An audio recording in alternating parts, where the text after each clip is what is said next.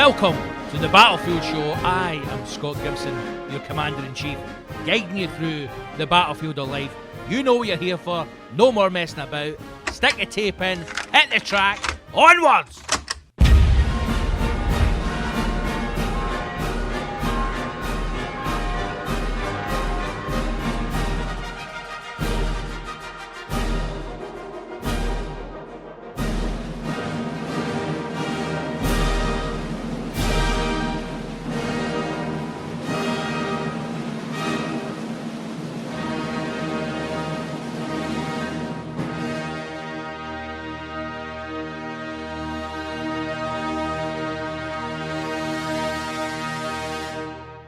How you doing, team? We're back, episode 4 of the Battlefield Show. I hope you've had a good week in anticipation of another episode. And hey, I mean, I'm as shocked as you are that we're on episode 4. But here we are. How have you been? How the fuck have you been? It's been a good week in the Gibson household. I hope it has been similarly a good week for you. Out there in civilian land. Bit of a stormy week. We've been having the street that we live in Old Reiki has been getting resurfaced from top to bottom, and we have slowly seen the diggers approach over the last week or so, and last night they were right outside the fucking front window digging like a madfucker. They were digging like they'd found treasure in that street. They had the machine in, chomping up the old tarmac, and then some fucking young dick in a digger in the old JCB going absolutely fucking tonto around a stank. And I had to explain to my English girlfriend what a stank was. I just assumed that was a universal term. Apparently not. I assume he was a young roadman, a road warrior, a road digger, a man, a workie, because he was skinny. And I don't know how the ranking of a road worker goes, but I assume they start off with a shovel, or a broom, or a brush, whatever term you prefer for your sweeping implement, and then over time they move up to the old the jackhammer, and then I'm struggling to think of road digging stuff, the drill, and eventually you get to the digger, and then you're sitting your ass for 10 hours a day and you develop the worky gut. So the young boy in the digger last night was svelte, so I can only assume he was filling in. But they were battering fuck at a stank. Fucking midnight last night. The boys were going to midnight. I mean, it's a bit late in the night to be digging, but aye, they got it done. So half the road's tarmacked on our stretch. I assume tonight the second half will be tarmacked. And then they will move out of sight and out of earshot, and I can start to enjoy the television again without the fucking constant noise of some mad cunt digging up my road at half 10 at night. So I hope you've had a good week. Thank you to everyone who got in touch after the last episode. Thank you also to everyone who has subscribed. The podcast is now on a number of channels. You can get it on SoundCloud, Spotify, iTunes or Apple Podcasts, whatever it's called these days. It's available on YouTube, Acast, Stitcher, TuneIn, and now iHeartRadio, whatever the fuck iHeartRadio is. I don't know. But it's now available on there. So if you don't already subscribe to the show, please do so wherever you get your podcast from. And if you can do me a favour, pop on over to SoundCloud and YouTube and subscribe to those two channels as well, because that's the main places where not only the podcast will come from, but also YouTube in the future. Some other stuff's going to be good up there. I've got a few ideas for things that I want to be doing from next year, and I'm going to try and grow that channel as much as I can. So go on to SoundCloud and subscribe, and go on to YouTube and subscribe to the channel as well. I've been, like I said in the first couple of episodes, I'd wanted to do this podcast for a long time. Long before I was involved, or we started up the hashtag show, I had wanted to do my own podcast, and I think it's taken me this long to become comfortable not talking on my own, because I talk to myself every day. I'm fucking mental. But I think just being comfortable enough to not be judged, if that makes sense. I've had a couple of negative comments since starting this, but I'm now at the point where I just let these things wash over me, because I know this is what I've wanted to do and put out this content. And even to the point of the ideas that I've had for some of the things that are hopefully going to be coming up next year, I've also wanted to do them for quite some time. And I've found ways to keep putting it off or keep finding excuses. And I think that although, you know, the whole subject of mental health is a big thing just now, and I hate really saying mental health because it covers such a massive thing, but that last week was a really bad week for me. I was just in a bad place, but I am now at the point where I know it's going to happen, even when I'm doing well, or I'm working, or I'm keeping busy. I know that there's going to be days when I'm feeling like shit, and I'm feeling down, and I'm questioning everything. And I don't give in the sense of I let the negativity wash over me, but I just accept it on those days I'm just having a bad day, and I let it go. I had really been questioning what I was doing with the show, and what I wanted to do with it going forward. And last week I was just in a bad place, and I never felt like I was going to chuck it or not do it, but it just proved to me again how easy it is to allow yourself to get in a situation where excuses become almost validated by how you're feeling. And there's nothing wrong with just saying, you know, I'm having a bad time, or I'm having a bad day. And hey, a day's only 24 hours, you know, and then you start again fresh. And I think sometimes we put a lot of pressure on ourselves. That's probably what I'm trying to say. We put a lot of pressure on ourselves to succeed at things straight away. And, you know, to start something and for it to have, you know, 100,000 listens or 100,000 downloads, or even a thing that we're all, I imagine, guilty of, and I certainly know I am, is comparing yourself to other people. Comparing yourself to other people who are doing similar projects or who are involved in similar work, and forgetting that these people are 5, 6, 10 years into the journey that you're just starting on. So I don't really know what I'm trying to say with this bit, but I suppose what I'm saying is,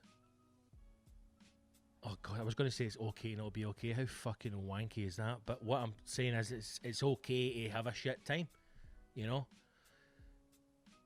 It's okay to feel down, to feel low, and just say to yourself, you know what, I'm having a bad day. You know what, I'm having a bad day. And fucking write it off, man. Now, I'm very lucky in the situation that I'm in, that if I'm having a bad day, I can have a bad day. You know, I can be at home where I am just now. I've got the cat and the dog, you know. Fucking nice cup of Java. And I can detach from it and have a bad day. I can binge some telly. I can go to bed if I want. And I realise that I'm very lucky to be in that position. And it must be hard to kind of motivate yourself to go and do, you know, a normal 9-to-5 job. But even within that scenario, it's okay just to say, do you know what, I'm having a shit day, man. Having a bad day. I'm not going to try and fight it. I'm not going to try and do things, because a lot of the time, people close to you, partners, loved ones, etc., will be like, right, let's go and do something tonight. You know, hey, do you want to do that? Do you want to do this? And you're like, do you know what I want to do? I want to fucking eat hunters of shite and fall asleep. That's what I want to do. And people will try and encourage you out of it. But it's okay just to say, hey, I'm having a bad day, man. Go to sleep, reset it, start again tomorrow. Don't think about anything that was in your head. Don't think about anything that got you down. And just start fresh. And if it rolls into a couple of days, you just accept it, man. You just accept it. Because eventually you'll come out and you start fresh. You'll be feeling good. And then you might hit another wee bump in the road. Nothing wrong with it. But I think I'm trying to say is that I'm not going to let negativity get in my way anymore. I'm going to fight for my freedom.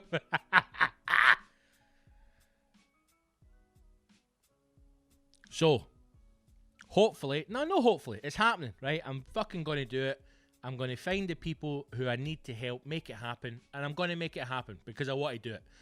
So, I know this is all cryptic, but basically just fucking subscribe on SoundCloud and subscribe on YouTube, and then we'll have this show, you know, every week. I'll be honest, I'm enjoying it. I'm enjoying sitting down, recording. There's no pressure. I have some questions and some things in my head, and we let it roll, and we see how far we get. It's nice, man. It's relaxed, and I know it's different from what I've done in the past, but I'm hoping that, you know, it becomes its own thing. And if you're enjoying it, which I know some of you are, and you've got in touch, thank you for doing so as well. Was what I'm trying to say. But big things happening next year, so subscribe to the channel. And also, those of you who have done, if you've got any ideas or things you'd like to see me do, or something you'd like me to talk about, please do get in touch. I greatly appreciate the questions that I've got here. But if there's any topics, or if there's anything you want to talk about, then please do get in touch. The best way is always the website, scottgibsoncomedy.co.uk, and follow all the socials on there. One thing that has been in my mind that I wanted to talk about is the fucking cunts at bars, right? I know that the fuckers are bringing back, I've got it here in the computer, Irn Bru relaunches original 1901 recipe with extra sugar. The fucking bastards! They ripped the heart out of this community. 1901, it's not even an anniversary, right? It's not even an anniversary. It's not like it's 2001, 2051, I can't do maths. There's no anniversary here, right? 2026, 125 years. There's no anniversary. What's happened is, these fucking cunts have changed Irn Bru. How many of you? I don't even see cunts drink Irn Bru anymore. I don't even see people drink Irn Bru. That was my staple. Irn Bru was my fucking staple. Yeah, you're talking what? What would the average person drink Irn Bru a day? 2 to 6 litres on average. No, don't touch it. I even had a can of Irn Bru extra a couple of weeks ago, and I thought, that's no bad. I thought that's no bad. What has happened? What has happened to me as a fucking Scotsman, a Glaswegian, that I'm drinking Irn Bru extra, and I'm thinking, that's not that bad? Because those cunts have taken, they've taken my Irn Bru for the fucking sugar tax. How these fucking Tories are still in government after they fucking done our sausage rolls, bastards, and our Irn Bru. I live just now across from a Greg's and a Scott Mid. Imagine for a sec. Allow your mind to drift to a not very distant past when I could have walked across that road and got an ice cold can of Irn Bru and a hot sausage roll. No anymore. No anymore. I mean, Greg's are going to have to start. Remember the fucking Dad's Doorstep Challenge? Remember that nonsense? Are you using Dad's hen? That originally was a thing with fucking, was it army? Sailors? Soldiers' wives would put a box of Daz in the window. Meaning, the man's away fucking shooting terrorists. Come round and give us a pump. That's what's going to have to start happening with Greg's. Greg's workers leaving a sausage roll on the windowsill to let passers-by know they're fresh out the oven. And also, Greg's workers need to know what lukewarm means. See if you go, can I get 2 sausage rolls, hen? They're lukewarm, son. That's cold, hen. That's cold. That's a cold sausage roll. So they took the sausage rolls, well, the hotness, and they took the sugar tax. Now, every fucker, right? Every fucker took sugar out their drinks, right? And they didn't become like diet. They just became stinking. We've all done it. We've all drank a can of our favourite juice, and we've went, that is what the fuck? Because the sugar's it. I'm a grown man. I'm 35-year-old. I should be able to drink all the fucking sugar out. And then people go, there was 36 grams in a can of Irn Bru. I don't care. I don't give a fuck. I don't care if there's 200 grams in it. I want fucking Irn Bru. Can't get it. Can't fucking get it. But the one company who didn't change, fucking Coca-Cola, eh? Can you imagine the fucking riots in America if Coca-Cola, reduced their sugar content? Oh, it isn't worth thinking about. But Irn Bru, Scotland's drink. Only country in the world where Coca-Cola isn't the number one selling drink. And the one thing, Coca-Cola threw millions in marketing campaigns. They probably had fucking droid sex robots sleeping with people at bar trying to get the recipe.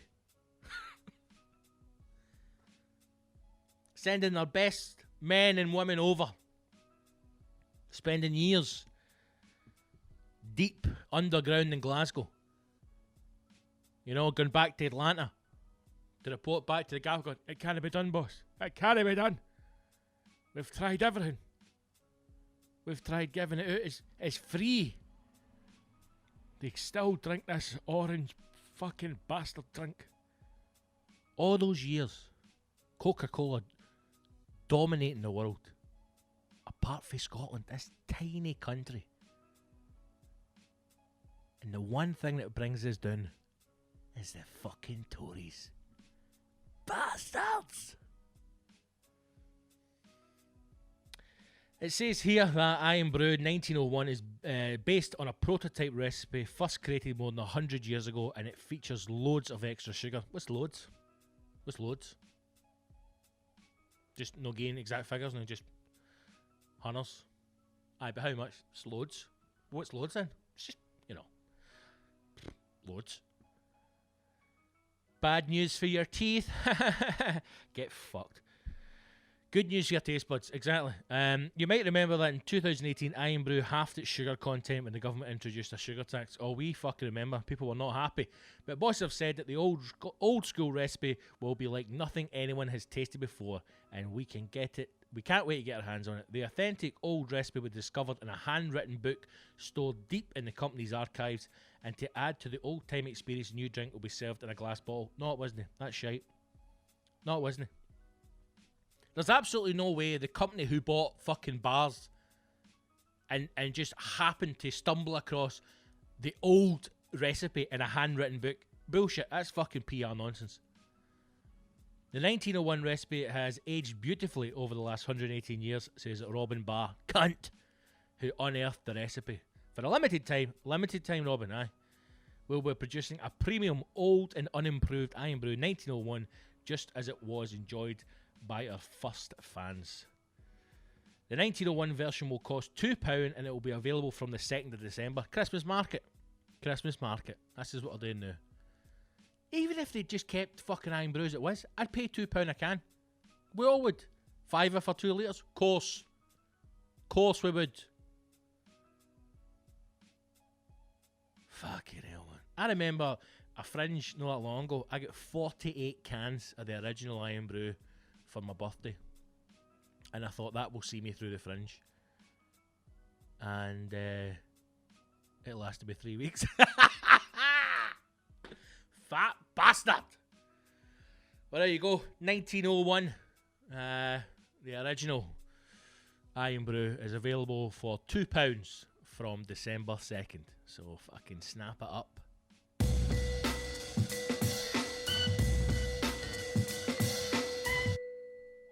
One thing I would say that's also happening is going on for the kind of Christmas thing.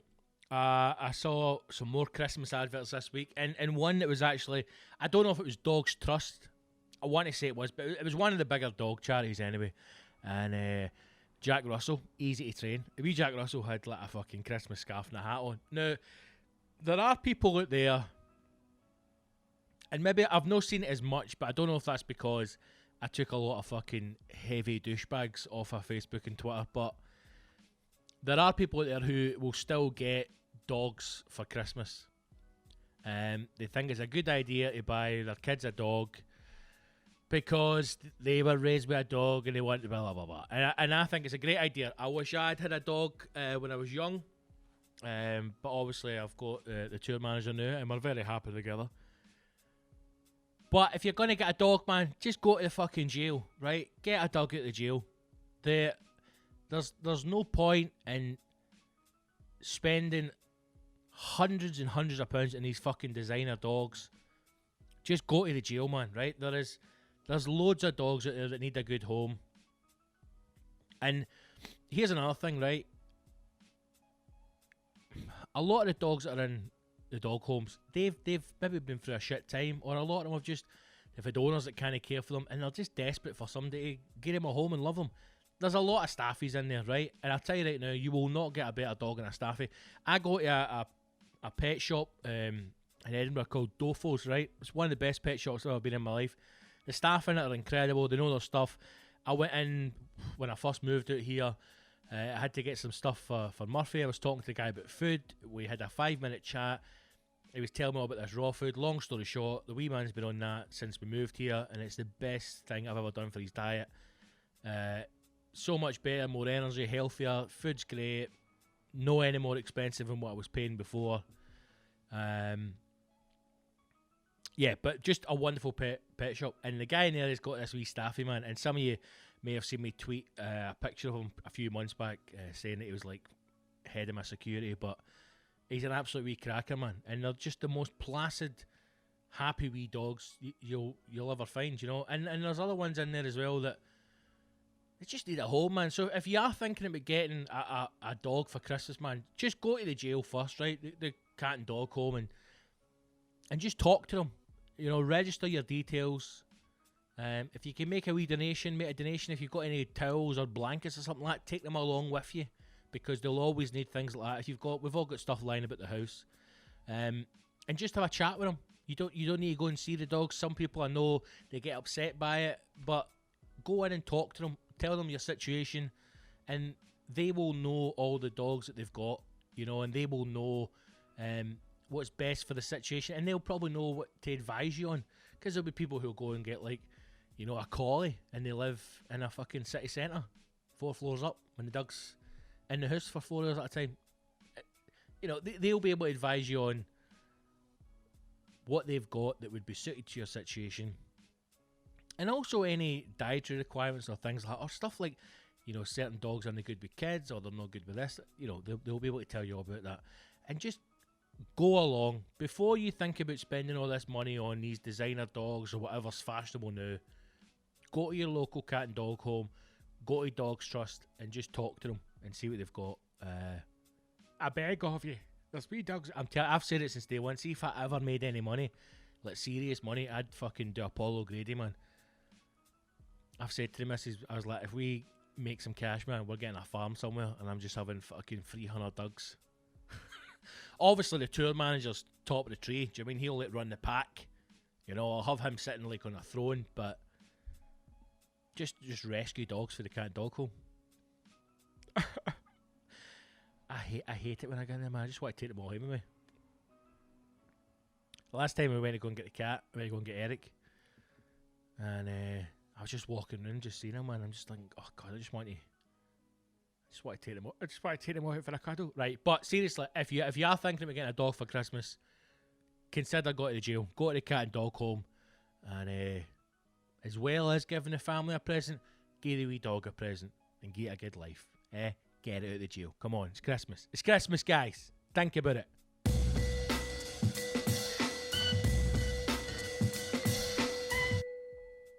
Last weekend, I had a nice I suppose you would call it a mini hashtag reunion. I was lucky enough to be gigging with the incredible Mr. Gary Little. So me and the big man did the Spree Festival together in Paisley on Saturday night in the Spiegel tent. What a beautiful space that Spiegel tent is, man. I don't know how many of them there are in the world, but I certainly know that one travels all over. There's festivals all over the world, and it's just beautiful. It's one of those things where when it's packed, it is fantastic, and just great, just a great gig, man. Great turnout. I think they had nearly 250 people in there for the tent. And the Spree is something that I don't think a lot of people know about it. It's more kind of traditional Scottish music, but I think for years it had only ever been in the Highlands, and then a few years ago it came down to Paisley, and I think it has either returned there as part of the festival or now remains there. But it was great, so it was lovely to be back in Paisley. I've not gigged there for a while, and I thank you everybody came out. Good to see some people there, some friends, and just a wonderful night, man. It was good to catch up with Big Gary. He's bought another fucking watch since I've seen him. I'm telling you, that guy could set up a jeweller's, man. The amount of watches he's got is unreal. But it's all these kind of vintage military style ones that he gets. And the one, I mean, I've liked a few, but the one I liked the most, the bastard sold a couple of weeks ago. Fucking shocking, man. But it was good to see the big man. So thanks to everybody who came out to that. And luckily I was doing Glasgow Glee as well last weekend. So it was a nice local weekend. Do you know what? I love touring. Right, I love going and taking my show and doing my show. So I love doing like 90 minutes, 2 hours. I enjoy that. It feels like, the only way I can describe it is it feels like I'm working. But it's nice to do local clubs, you know, and still be able to get home. That's the thing now. See, you be able to come home to your missus just being in your own bed, man. It's nice. So nice to be a local weekend in Glasgow. Good to catch up, and big shout out to everybody who came to both the Glee and the Spree Festival. Now, I'm actually back at the Glee on December 1st. As some of you will know, it's the last tour date for 2019 of my show White Noise. I am, first of all, November 16th at the MacKillop Institute in Lochwinnock. Back there again. Back once again with the Renegade. So I was there last year with the show, and it was an amazing night. I couldn't believe the numbers. We packed it. We had sold it. I had 150 in that wee room, which was unbelievable. So if you would like to come to Lochwinnock again this year, November 16th, go to my website or see tickets. The tickets are available for that. November 16th, MacKillop Institute, Lochwinnock, and then December 1st, Glee Club in Glasgow, which is on Renfrew Street. And if you haven't been to the Glee Club yet, you really should, man. It's an amazing chain of clubs, and there are some great acts coming up to play it in Glasgow. There's also some shite acts as well. But hey, that's comedy, man. You know? That's the business we're in. Some people are good. Some people are good businessmen. But I am there December 1st. Again, my website, scottgibsoncomedy.co.uk, or go to the Glee website, hit the Glasgow tab, and you will see me December 1st, and that is the last date for White Noise of 2019. So I really hope you can come along. And if you have been to see the show so far on any of the tour dates, and you've got friends or family that you want to recommend, please do so. Send them my way, and I'll hopefully see you at one of those gigs, man. And then I've got a whole load of dates coming up in 2020, so don't worry if you've not seen it yet. I'll be promoting the shit out of those dates coming up, so do not panic. One thing I will say just now is that if you're on the mailing list, then you would have got an email last week telling you about Glasgow Comedy Festival next year. I will be back at the Glasgow Comedy Festival, and with a brand new show, and the tickets are on sale. Now, they're only on sale for people on the mailing list. You can't get them anywhere else other than through the secret link that went out. Another email will go this Friday, which is the 25th. But that's not really much use to you because you're listening to this on the 28th.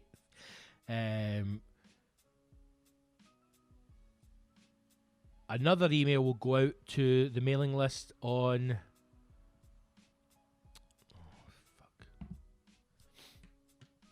Another email will go out to the mailing list today, actually, on the 28th of October. So if you haven't signed up, then you should do so before then, so you've got a chance to get those tickets at a discounted price, and then the rest, whatever's left from that bank, will go on general sale on the 1st of November. So sign up to the mailing list. It is the best way to hear about future gigs and one-off new material nights that I do throughout the year, and where I can, I will also give you discounted tickets to shows where I'm able to sort those tickets out. Some venues unfortunately don't let me do that, but for this one we can. So sign up to the mailing list. Another email goes out 28th, which is today, and they go on general sale on the 1st of November. Right, do you know what? Let's just jump in, man. Let's do some questions. I've got another thing I'll talk about, but I'll maybe do that at the end. Let's do some listeners' questions. Thanks to everybody who got in touch. It's the most questions that we've ever had for an episode, so thank you to everybody who took the time. You can get in touch with me through Facebook, Twitter, Instagram, or email. Go to the website, follow the links to the social medias. Twitter and Instagram, I am at Big Scott Gibson, and on Facebook, search Scott Gibson Comedy.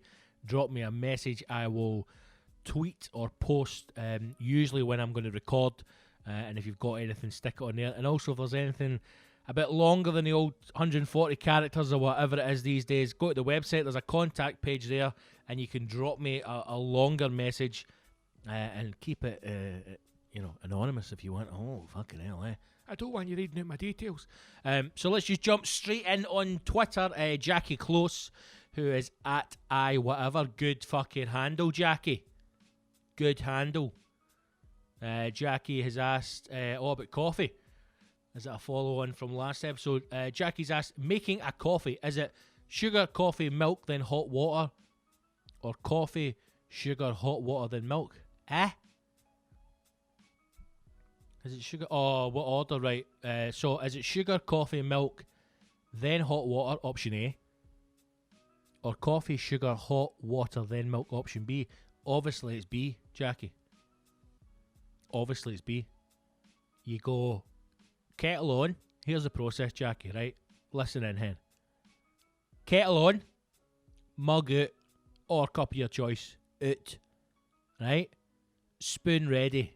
Now, if, like me, you'll have a favourite spoon. A spoon that you know gives you the right levels for the chosen drink. So, mug out, spoon out. Then you go coffee in, sugar in, hot water, then milk. If you're one of these fucking beasts that adds milk before the hot water, who the fuck are you? What? Who even are you, man? Take mate here, mate. No, listen here, mate. Listen, mate. Here, listen. Go and take a fuck to yourself, man. Have a word with yourself. You don't put milk in before the hot water. You just don't do it, right? It's a child's move. That's a child's move. Do you know something that's always stuck with me, right? David Beckham was one of my favourite. I'm a big Man United fan, right? Here comes the onslaught of hate messages. A huge Man United fan. Beckham was a big. I was a massive fan of Beckham when he was at Man United, and I remember watching a documentary about Beckham. I was going to say the Beckhams there, but it was just about him after he'd left United. And I was watching it thinking, do you know what? He's not going to go into Football Manager, right? Because nobody's going to take that voice. Hey, Victoria. Nobody's going to take him serious, right? And that's no his thing, man. He's fucking, jotting about in his pants, making aftershave, whatever he's doing, right? But during the documentary, you see him making a cup of tea. Now, I don't know if this is trying to prove, hey, I'm just a guy, man. I'm just a geezer, in my £1 million flat in London making a fucking cup of tea for the camera crew. And the dirty bastard put milk. So he went cup, tea bag, milk, in with the tea bag before the hot water. You dirty bastard! And at that point, I've not been able to look at Beckham the same way since. I don't care what the man did on a pitch. I don't care that he could spray an 80-yard pass to toe in a crosswind. Don't care. The fucking dirty bastard puts milk in with the tea bag before the hot water, and that's inexcusable. That's inexcusable for me. So to answer your question, Jackie, the correct process is coffee, sugar, hot water, then milk. And if you do it any other way, have a fucking word with yourself. Facebook questions. Paul McAllaney. Paul,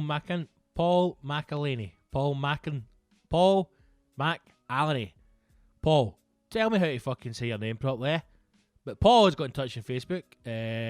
How did you get on the Edinburgh International Frisbee Tournament? Good question, Paul. You may not have seen the post that went on social media, although I'm sure you did. So when the road has been closed off, there was 2 fucking hipster bams. Do you get a hipster bam? There must be a hipster bam out there. There must be. You know, he's came for the wrong side of town. Maybe mum and dad are divorced, right? Dad's had a prenum in there. So mom's got fuck all. She's in the council house, but they're still used to a finer way of life, you know. So he's kicking about with the boys doing the yachting club, but now he's a bit rough, man, eh? Because he's got to a comprehensive school. Got a couple of slash marks. But these 2 boys on the closed street decided to play frisbee. And they were throwing frisbee across an empty street to each other. And a couple of people posted going, and why not? Why shouldn't they have fun? Because, as everyone else pointed out, they should be playing Kirby. That's it. What do you do in a closed street? Kirby. But I think there's always going to be that comparison between the East and the West in Scotland. And I think that, along with some other things I've seen, perfectly sums up Edinburgh. In Glasgow, if there was a closed street, Waynes would play Kirby. But in Edinburgh, they play Ultimate Frisbee. And the worst thing was they had one of these frisbees that lights up. So it's got a light around the outside of it so they can see it in the dark, you know. Throw it to me, Sebastian. Not too hard, Finlay. God almighty, you nearly took my eye out the last time. So we're throwing it across the street at each other. And there was people watching them. You know? I think if they'd have been a bit more socially open, they could have probably got a fucking game, a 20-man game of frisbee. Now, that would have been alright. If there was a whole squad of people just launching frisbees, fine. But it's just these 2 guys, man. Maybe, if I'm being honest, there's a part of me that wanted to go down and play frisbee with them. I don't know. I feel as though I can open up to you that way. Maybe once I've been in Edinburgh a couple of years, you know, and it's softened my Glaswegian heart, maybe I would have went down and went, hey, here guys, I'm dead good at frisbee. Can I play the frisbee? But thanks, Paul, for your question. Yes, frisbee, man. Everybody loves a frisbee, doesn't it? It was just the fact that we're in the street. It was fucking midnight. I was like, hey, 2 cunts up to, you know? They're in the house. What are they doing with a frisbee? But thanks for your question, Paul. Andy Rodden. Andy has asked, you hate horrors? Exclamation, exclamation. Yes, I do, Andy. So what's your favourite genre of movie and what's your best movie? Well, Andy, too many good movies out there, mate. Too many good movies to say what's your favourite. A classic that I have enjoyed a number of times is a little film with the wonderful Mr. Richard Dreyfuss in it, and it's called Mr. Holland's Opus. If you haven't seen that, wonderful film. Check it out. Mr. Holland's Opus. Genre that I like a good thriller. I think we all enjoy a thriller. Something based in true life, real life, true experience. real events. What am I trying to say? Fuck knows. Something like that's good. Don't mind comedies, but a lot of them are just kind of that bullshitty Hollywood stuff. But you know, the first Hangover was a good film. Pineapple Express is a good comedy. The best comedy are the old ones, man. Before everything got PC, you know, they're really the best ones. I'm trying to think in my head. I watched Stan and Ollie the other day for the first time. A recommendation from Mr. Malaka Lee. And it did not disappoint, man. I think Steve Coogan gets a lot of shit off people. I don't know why. I think he's a fucking brilliant actor. I think he's a really good actor, man. And also as a stand-up, man, he was an incredible stand-up. A lot of people talk about recently, like Eddie Murphy coming back to do a tour and certain other kind of old comics dipping their toe back in. Can you imagine if fucking Steve Coogan came back with some of those characters, man? Fuck me, what a tour that would be. I like it because he's got his own production company, and that's the way to do it, man. If you get any kind of status in any business, you know. So Baby Cow is the name of his production company, who have made some incredible programs and comedies for television and other places. But I think he does like kind of passion projects, you know, so stuff that he's interested in or has got a passion for, which certainly comes across, because that Stan and Ollie movie was fantastic, man. My dad, huge fan of Laurel and Hardy. He used to have them all on like the old reels, man. Would play it on a projector against the wall, and I can like a vivid memory of being young in my mum and dad's first house, and my dad watching old Laurel and Hardy films on this projector. And it's one of those people where you know Stan and Ollie, like you know Laurel and Hardy, but how many of us have watched the movies, or how many of us really know anything about them? I didn't know much about them at all. And the film was great, man.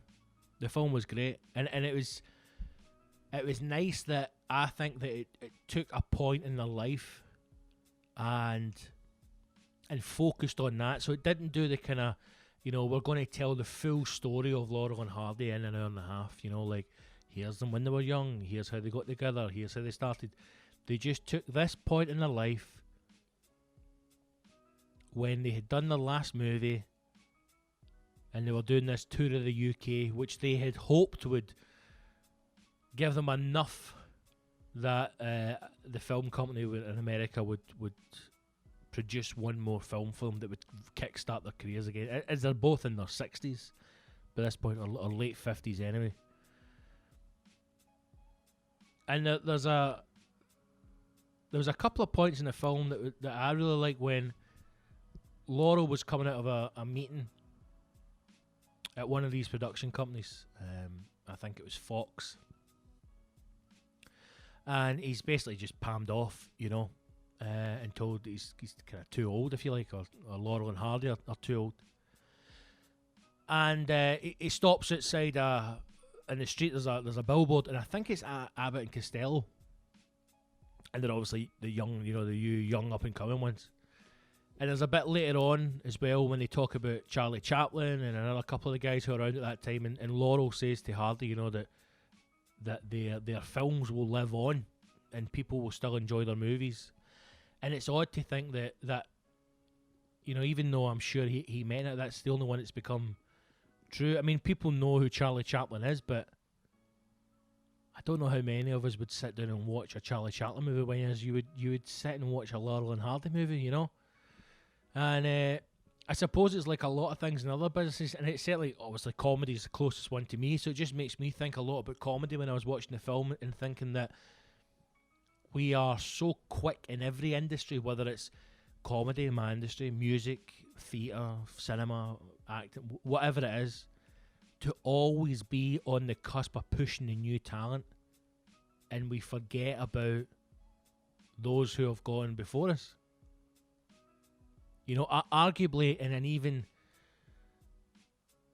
a harder time to be recognised or to be discovered, you know. I mean, there are people now who are on tour, who are selling out, you know, hundreds, thousands of tickets a night and they have nothing. They have no talent. They have no ability. But they have been able to build this following through what is now social media. And these people burn out so quickly because they are produced and they are pushed by agents, producers, talent scouts, because they need the next thing. And then after they've done one tour, or they've done 2 tours, they then realise, fuck, this person's got nothing. You know? They don't have anything at all. So they drop them and they bring the next one in and they get 2 shows out of them or a couple of shows out of them, then they bin them and they move on. And within that time, people who have got a wealth of talent, man, a wealth of knowledge that's been built up over years and years and honed across numerous circuits, they just continue to plod along. Maybe some of them get discovered, maybe some of them don't. And watching that film for me anyway just made me think at the end, like, these are 2 guys who had it all, and rightly so, because at the time what they were doing, I don't know if it was groundbreaking, that's maybe a bit far to go, but they were loved, you know, and in a way, the way it ended with them being shafted by the companies because they never owned the rights to the movie, so they never, I mean, they always had a comfortable life, but they never kind of got to the level that they should have been. But like Laurel says in the movie, their legacy lives on in their work, and I suppose that's the best thing that they can hope for. But yeah, that's a great film, Andy, man. You should try and check that out if you've not seen it. Stan and Ollie, it's absolutely brilliant. It's on Amazon Prime if anybody's looking for it. Other great films, I don't know, man. It's a hard one. There's loads out there. There's a lot of shite, but there's some good ones out there as well, man. So I definitely check that out. Right, let's see what else we got. Andy, thank you for that question, man.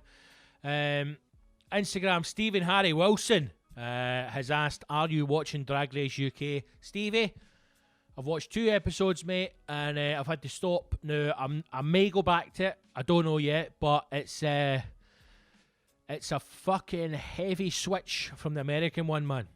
These queens are annoying. And there's a lot less glamour, let's just put it that way, than what is in the American Drag Race. Now, I am not going to sit here and claim to be a drag aficionado, but from watching the shows, the American one, the UK one, and seeing some UK drag acts, I feel as if the UK drag is a bit more kind of, you know, not slapdash, but a bit more grungy, is that the right word, or a bit more harsh, you know, than the American drag, which is very glitz and glamour, high production, you know, showgirl kind of thing. Whereas UK drag might just be a fucking taxi driver and a wig going, oh, what, you fucking can't. So I've watched 2, mate. I'm not really getting into it, man. The characters are a bit annoying, but I will stick with it. I am also enjoying RuPaul trying to decipher what the fuck half them are saying as well. So, I check it out, man. BBC, fucking groundbreaking BBC with RuPaul Drag Race UK. I watch it.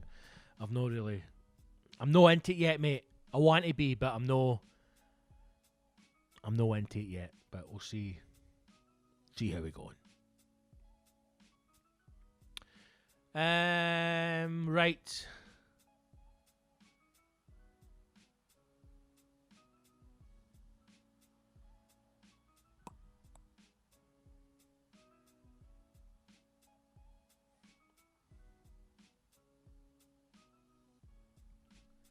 Okay, let's quickly do another one on Facebook. Jerry Franchetti, and thanks to everybody who asked a question. I'll try and get around to some more of these in other episodes. Jerry's asked, what's something you've done that you would strongly advise against anyone from doing? Anal. Okay, quickly getting towards the end of another fantastic episode. Let's do some facts about Scotland. Let's do my Alba. Play the jingle!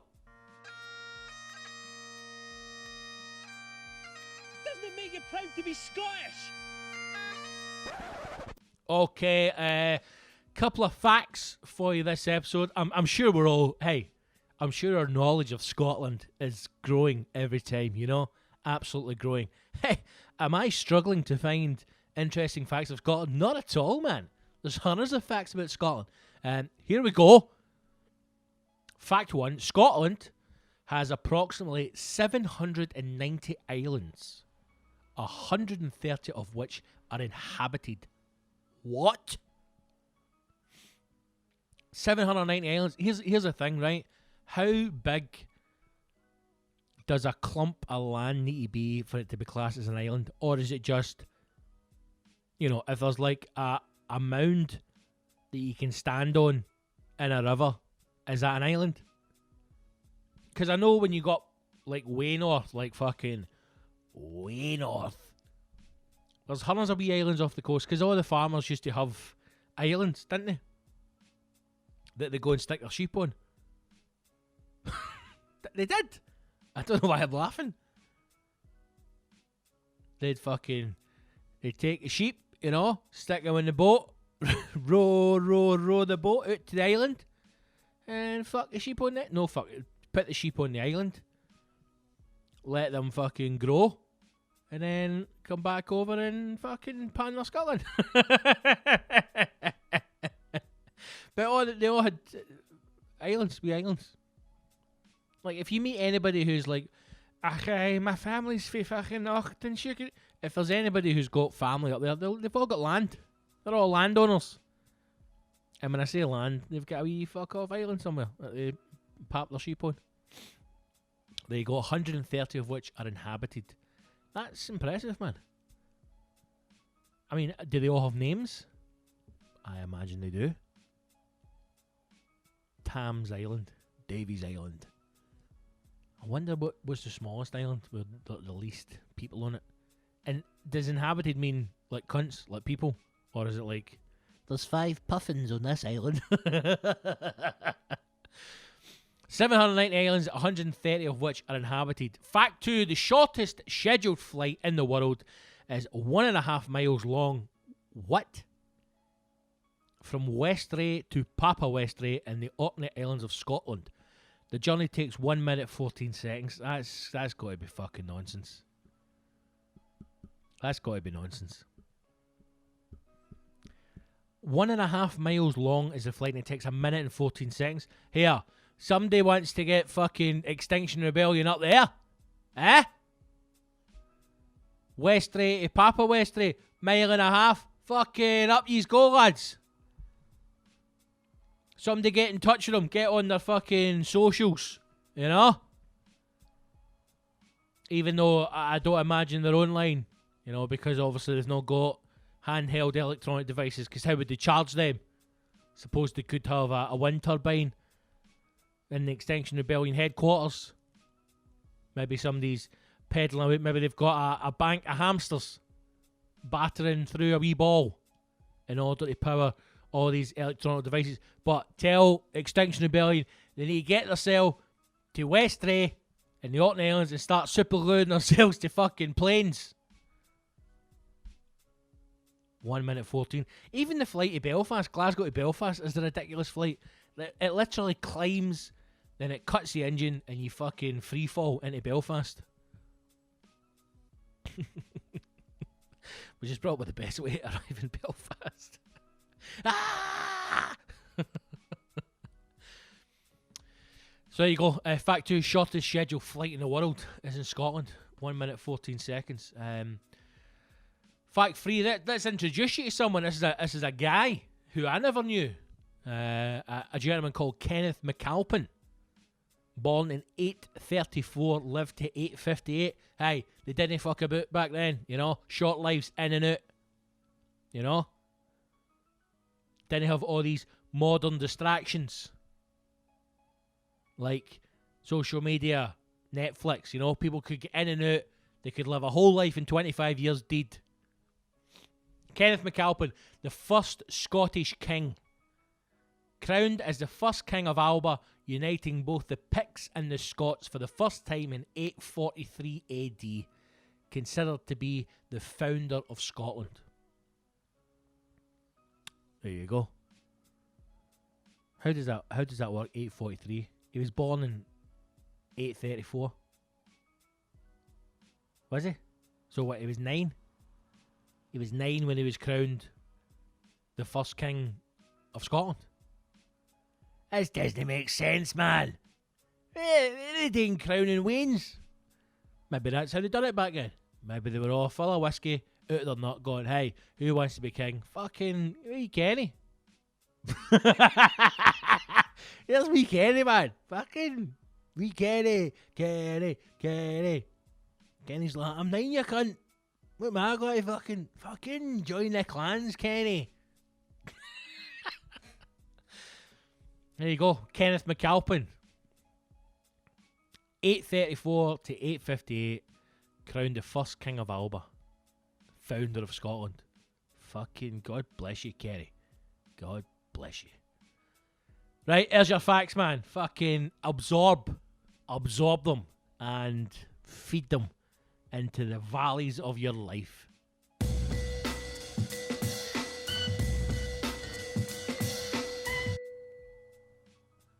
Right, okay, let's do some quick news items before we get to the end of this episode. Let's do some news. Play a jingle.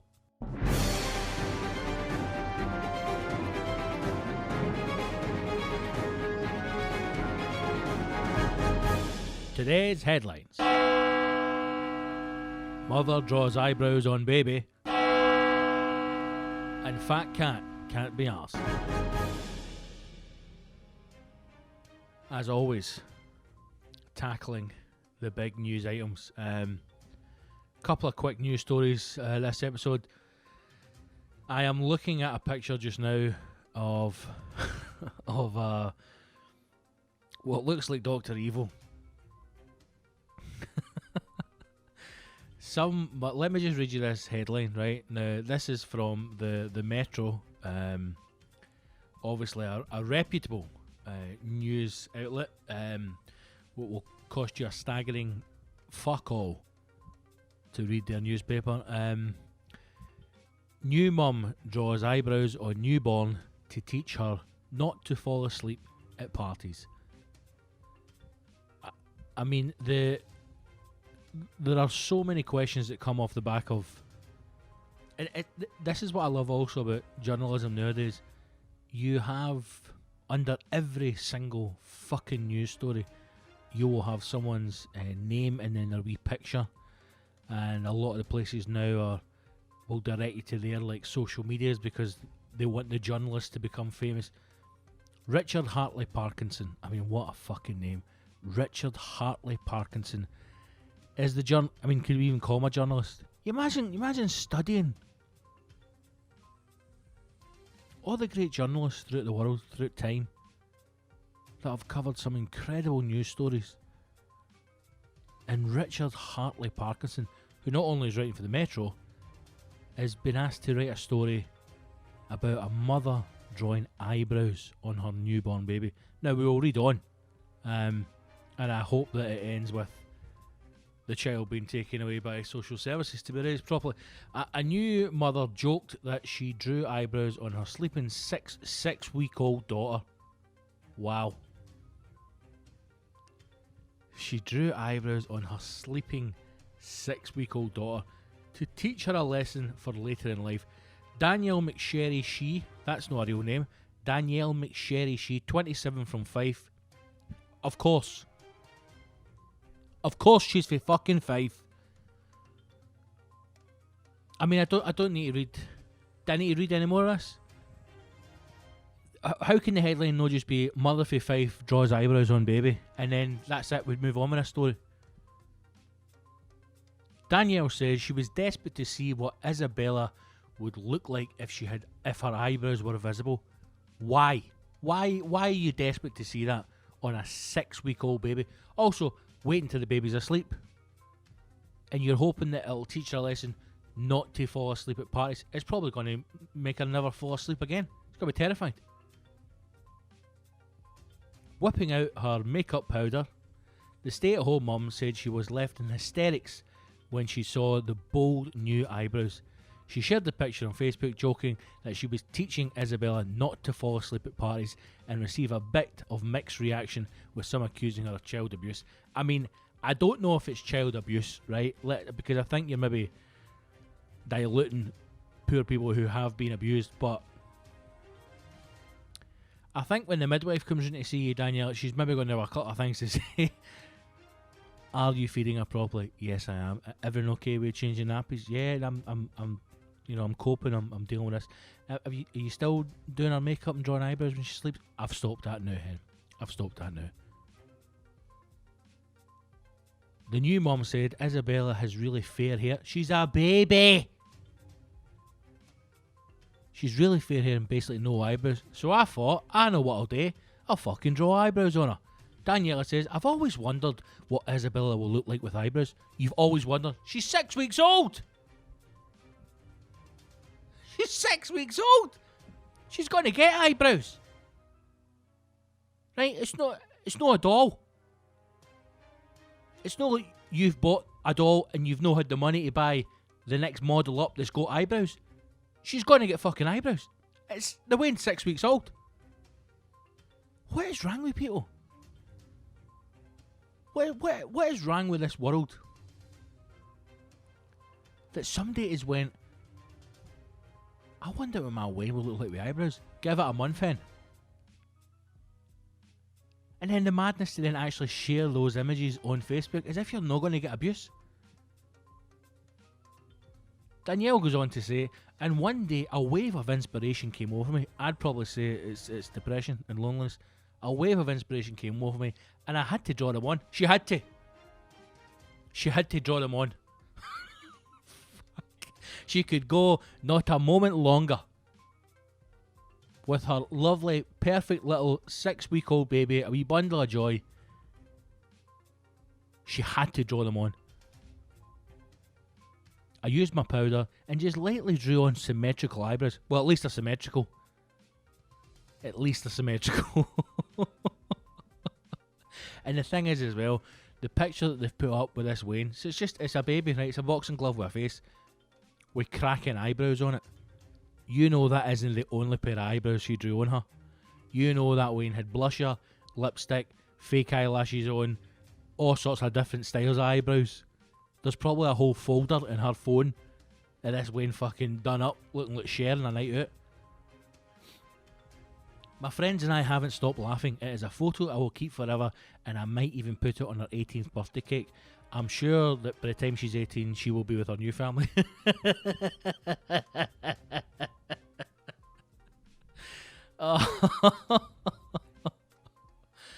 Oh, people are fucking mental, man. This is the thing. There was a time before social media when nutters would exist and we'd never have known. And now people can just draw fucking eyebrows on their newborn baby.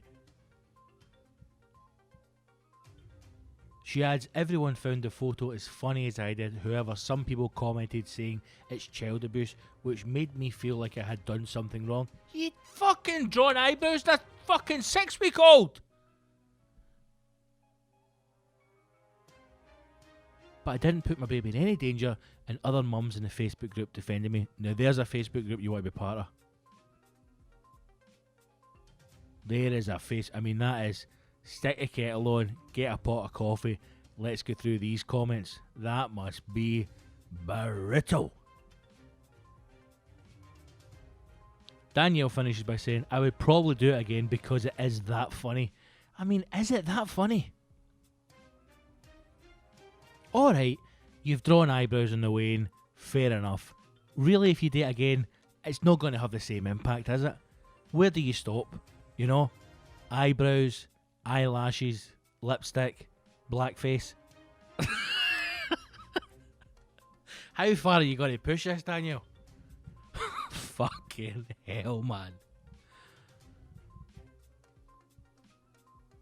I wish you could see this picture. If you go to the metro.co.uk, the Wayne is looking like Dr. Evil, man. I'll try and tweet this out. It is absolutely incredible. To be fair to her, I mean, credit where credit's due, right? She has done a cracking job with the eyebrows. Now, if we go on with nothing there, she's working with nothing, right? She's working with a blank canvas. She's gave this Wayne fucking 2 perfect boomerangs. Oh, man. Good luck to you, hen. You know, I hope you can sit down with social services and just talk to them, just explain. Look, you're struggling a bit. You were bored. You know, 6 weeks is a long time. Maybe I don't have any kids. You know, maybe you would assume by 6 weeks they'd have eyebrows of their own, and you thought, you know what, she's featureless. Get the fucking eyebrows on there. Oh my god. Right, and the second news story, I'm sorry we're rattling through these today, but this has been we're quickly approaching the end of the episode, and the other news item, which I'm sure we've all seen, is this video of the fat cat on the treadmill. Cinderblock is the name of the cat. Now, I don't know if that's the cat's name, right? If you've seen the cat, it looks like a staffy, right? It's a fat cat, right? It's got the build of a staffy and the head of a cat. Now, if you're calling a cat Cinderblock and it grows up to be a beast, then the name's justified. But I imagine they've changed its name to Cinderblock because of the size of the bastard. Cinderblock apparently is a morbidly obese cat who is in desperate need of losing some weight. Aren't we all, Cinders? Aren't we all? She was taken to a vet in Bellingham, Washington State. Of course it's America. Of course it's America. Land of not only the fat people, but where animals can be fucking gymongous. And you know for a fact that the owners of Cinderblock are happy that she's a fat cunt. It was decided to put Cinderblock through her paces to get her to do a bit more walking. I mean, more than... Get her to walk to the fridge. It didn't take long for Cinderblock to find a place to sit down and just use one paw on the treadmill, which is filled with water. She's probably shitting herself. I don't know why... I mean, I know why they fill it with water when you see, like, wee sausage dogs and things like that going in it for, like, hydrotherapy or whatever. But that must be quite terrifying for a fat cat getting flung in what is effectively a bath. And then the bottom starts moving. The thing's probably no walked the length it's 7 years, and now it's expected to trudge through a puddle on a treadmill. What resulted is a funny video, which I'm sure you've all seen. It's been all over Twitter this week anyway, of the half-arsed cat trying to walk on a treadmill, which will remind us the way many of us act in the gym. No, mate, none of us have just sat on the floor with one hand dragging a treadmill back and forth. The vet was happy to go on record as saying, "I am a small animal veterinarian." Well, I mean, you're in the wrong place here, because this is a fucking beast of a cat. Small animal veterinarian and a diplomat of the American Board of Veterinary Practitioners, AVBP, in canine and feline practice. The video shows a cat who was relinquished to me by her owner. Oh, Cinder's been given up. I never knew that. Oh, Cinder.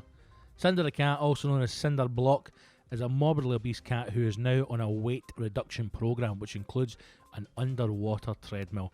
It's a puddle.